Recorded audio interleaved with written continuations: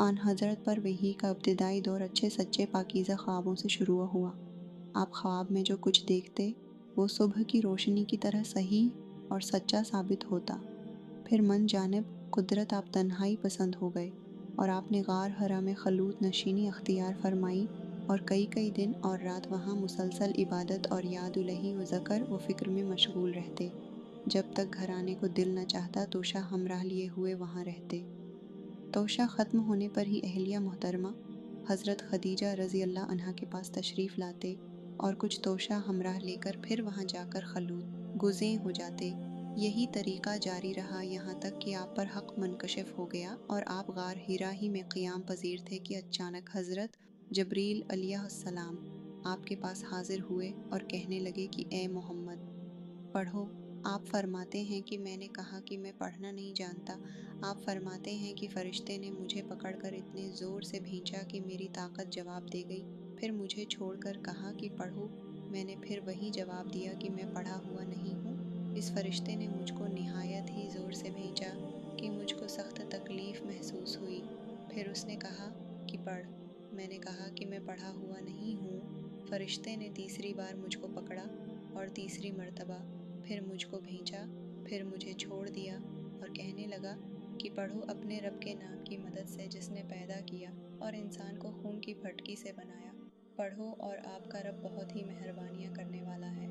बस यही आयतें आप हज़रत जबरील अलैहिस्सलाम से सुन कर उस हाल में गार हिरा से वापस हुए कि आपका दिल इस अनोखे वाक़या से कांप रहा था।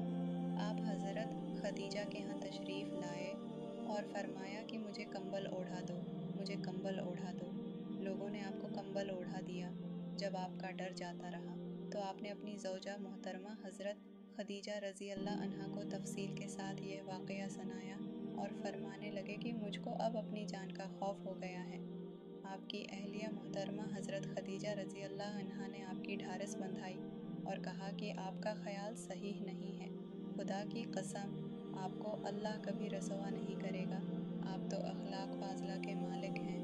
आप तो कन्वा फरूर हैं। बेकसों का बोझ अपने सर पर रख लेते हैं।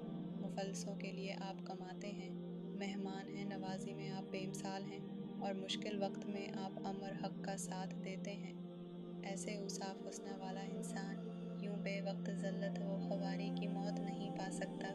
फिर मज़ीद तसल्ली के लिए हज़रत खदीजा रज़ी अल्लाह अन्हा आपको वर्क़ा बन नौफल के पास ले गईं, जो इनके चचाज़ाद भाई थे और ज़माना जाहिलियत में नसरानी मज़हब अख्तियार कर चुके थे और अबरानी ज़बान के कातिब थे।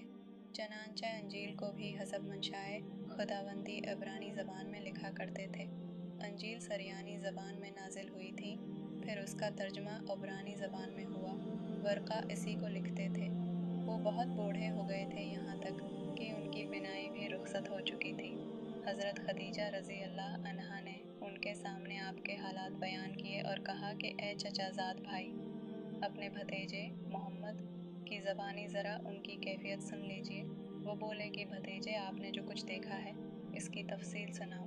चनांचे आपने उस अव्वल ता आखिर पूरा वाक़या सुनाया, जिसे सुनकर वर्क़ा बेअख्तियार होकर बोल उठे कि ये तो वही नामूस मुअज़्ज़ज़ राज़दान फ़रिश्ता है जिसे अल्लाह ने हज़रत मूसा अलैहिस्सलाम पर वही देकर भेजा था।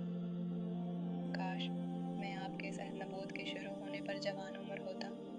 काश मैं इस वक्त तक जिंदा रहता जबकि आपकी कौम आपको इस शहर से निकाल देगी।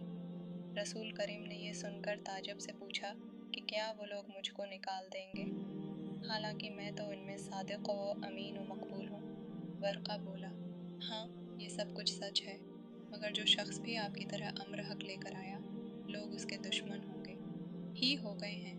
अगर मुझे आपकी नबूवत का वो ज़माना मिल जाए तो मैं आपकी पूरी मदद करूँगा। मगर वर्क़ा कुछ दिनों के बाद इंतकाल कर गए। फिर कुछ अरसा तक वही की आमद